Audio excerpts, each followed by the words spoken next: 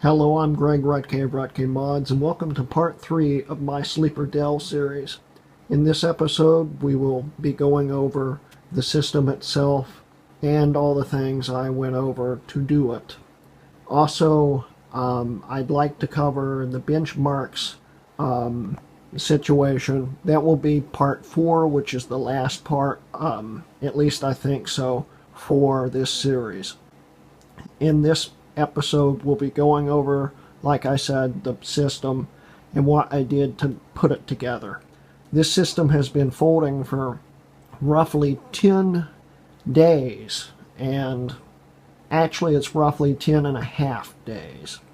And as we can see here right now, it is still folding. So we will look at this and all the specs it's doing right now.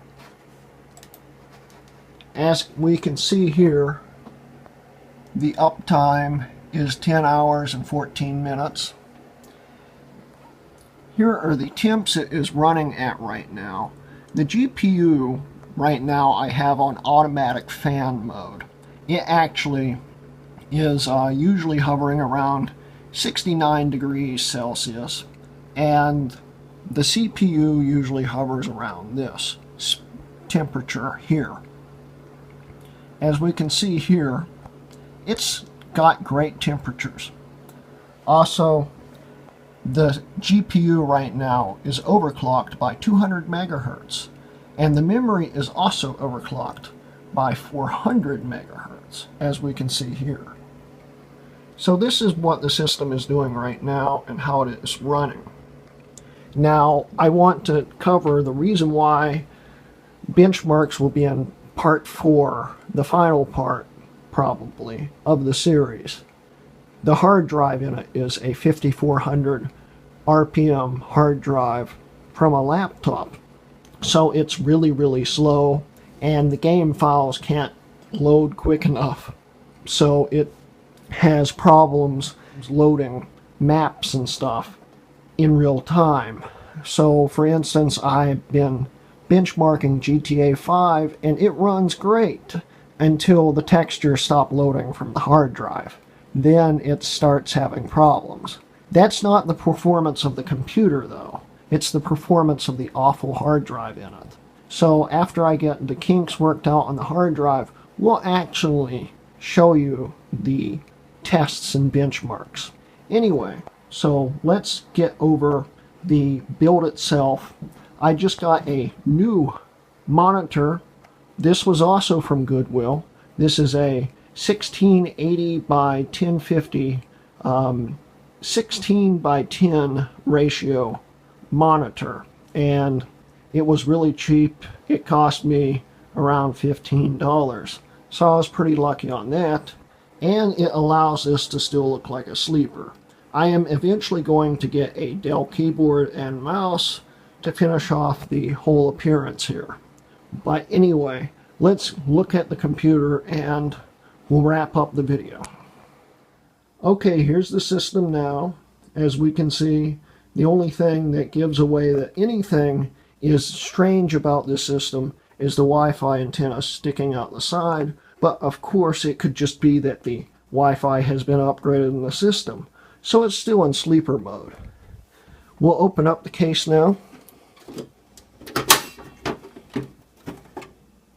and we can see the GPU and all the setup. Now, I tried my best to manage all the cables, but it's a Dell system. All the cables are really short. There wasn't a whole lot I could do about it. But as we can see here, here's the card. Everything is set up. Also, we can see zip ties holding the card in. How I did this was I zip tied it to the heatsink itself for the CPU, and there is a lip behind here on the GPU and the case itself. So once you set it on the lip and you pull the card back with the zip ties, it stays in place. It's very solid. And I also put a zip tie here which holds the card up, as we can see here.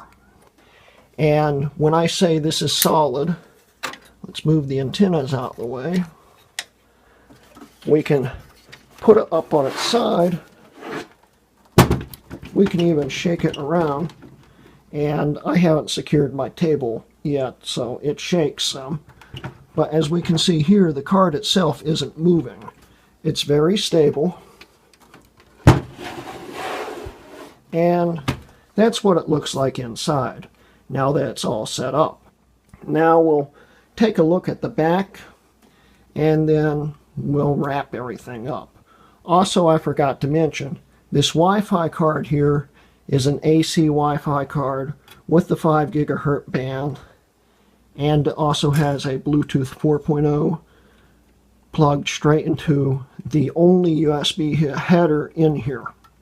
So that's that. Anyway, let's take a look at the back again, and then we'll wrap everything up. And here's the back. Now this, of course, isn't the world's prettiest setup here, but of course, since it's in the back of the case, who really cares? Now, I've been running a dual monitor setup on it, with that Dell monitor and that one, with the one monitor plugged into a converter cable for the display port, and the other one plugged into the DVI, and it works great. Also, we can see the Wi-Fi sitting here, and also this plate here, which was from the other Wi-Fi card I have. And I managed to break one of these right here. So that was a little drawback, but it still looks pretty good. And that's basically it in the back now. Everything looks pretty good. And that's basically all I need to do to cover this computer now. One final thing. I'll go into more detail of why I chose a 1050, but here's a short explanation. It was small, and it fit the case perfectly. The 1050 uses a small amount of power, and that's good because the power supply is the original 255 watt card. Power supply. So it just runs off the PCIe slot. It uses, they say, a max of 75 watts. I don't even think it's that much. And it was the right price, $109. So it still leaves this system at a very cheap price. Also, this system in total cost me roughly $155. And that includes the fact that everything was basically already in the system, or I had, like the CPU. If you want to build a similar computer, you can also do this for roughly that price. Maybe a little bit more, and maybe a little bit less. It all depends. And the most expensive part was my GPU. Anyway, so that is the end of this episode. And in part 4, which is hopefully the last part of this series, we'll go over the benchmarks. Anyway, thank you for watching. This has been a Rutkin Mods video.